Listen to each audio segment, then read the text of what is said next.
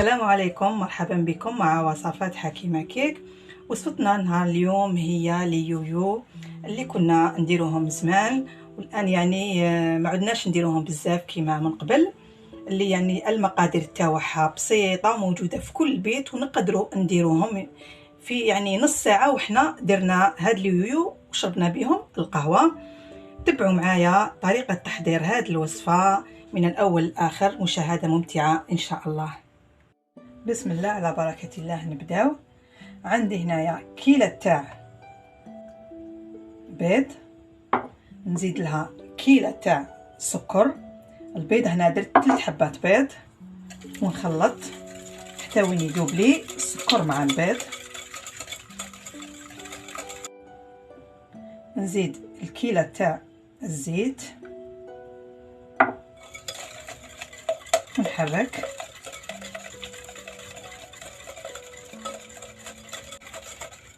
من بعد نزيد كيلة تاع ياغورت ناتور ولا حليب،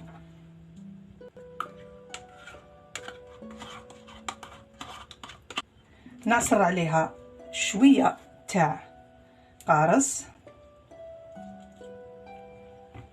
ونحرك. نضيفها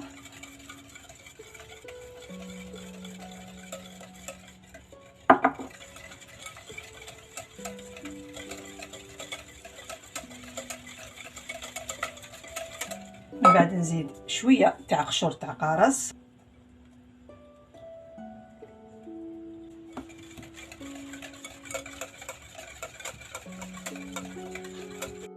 بالنسبه للفارينه انا وزنت هنا 450 غرام، وزدت هنايا باكيت تاع خميره كيميائيه اللي فيه 11 غرام، ونبدا نضيف في الفارينه.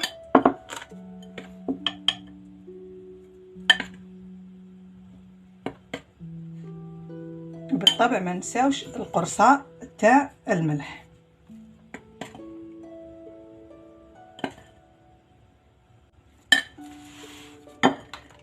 نضيف الفارينه، نضيف عفوا الخميره الكيميائيه.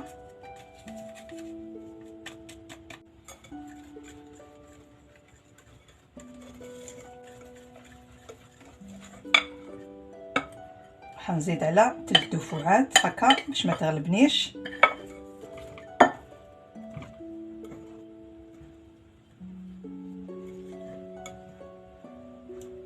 العجينه ما راحش تجيني هي بصراحه، تجيني شويه طريه.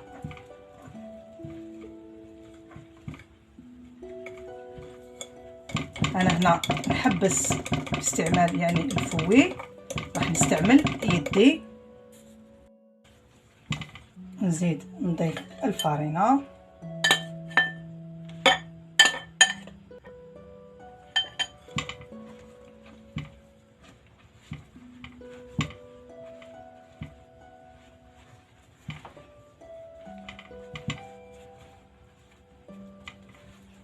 هاي ليك العجينه تجيني هكذا جاريه، ماشي جاريه متلوقه تتلاصق لي في اليد.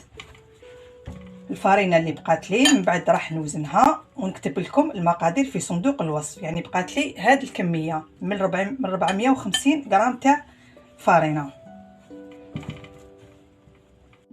هنا راح نخليها ترتاح لي لمده 30 دقيقه لو طون اللي راح نحضر الشربات نتاعي.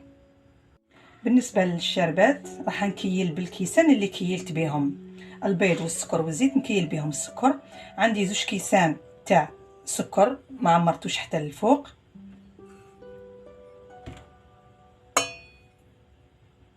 نزيد له 2 كيسان ونص تاع ما، الكاس الاول، الكاس الثاني، ونزيد النص تاع الكاس هكذايا. نزيد عليها طرونش تاع القارص ونحطها تغلي لي. نحسب لها من الغليه الاولى نخليها حتى 20 دقيقه. بعد ما ردحت لي العجينه نرش بلون دو طرافاي تاعي بشويه فارينه، ومن من الفوق نرش غير شويه هكذا باش ما تلصقليش العجينه. نبدا نحلها. ما نحلهاش رقيقه رقيقه وما نحلهاش خشينه.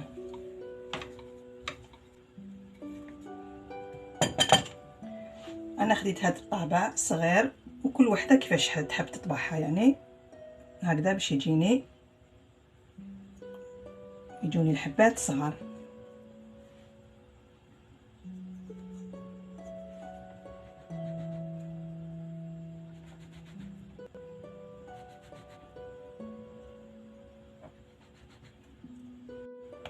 من بعد نتقبهم في الوسط. انا دائما ندير شويه تاع فارينه هكذا باش ما يلصقليش ونطبع.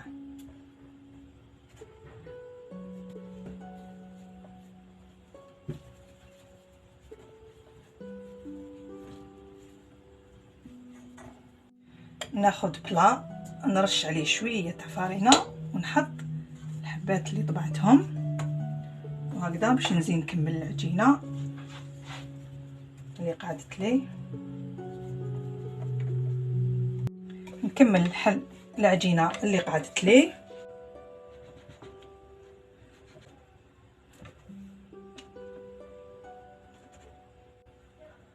حطيت الزيت تسخن لي، دوك نبدا نقلي فيهم.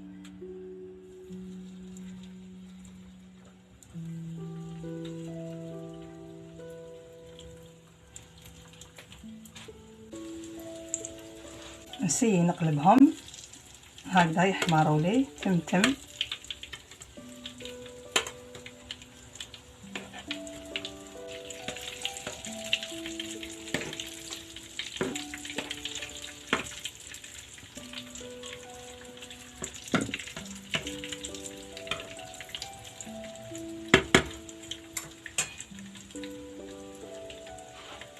هنا راني نشوف فيهم حماروا لي، نبدا نحي، نحط كسكاس قدامي هكذا باش يقطروا لي مليح بالزيت.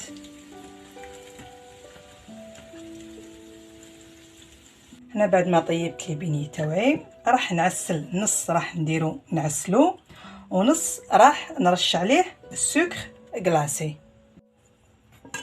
نسي نقلب الحبات هكذايا.